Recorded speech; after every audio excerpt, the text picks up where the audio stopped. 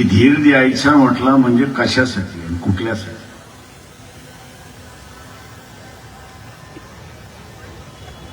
त्याला सगळंच काढलं जाते अशी असणारी परिस्थिती.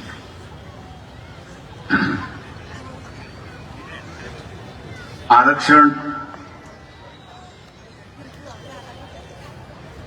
या निवडणुकीमध्ये नीरज आणि मी वाचलेले उमेदवार यांना आपण निवडून दिलं नाही तर धीर राहण्याची शक्यता कमी आहे असं मी त्या ठिकाणी मानतो.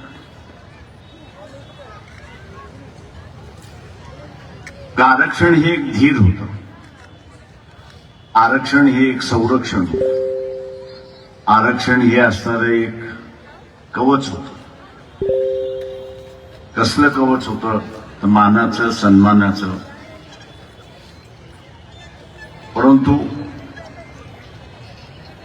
हे कवचच काढलं जाते, मग ओबीसीचं काढलं जाते आणि त्याच्यात बरोबर एससी एसटीचं काढलं जातं आणि तेही सुप्रीम कोर्टाच्या माध्यमातून काढल्या जातं.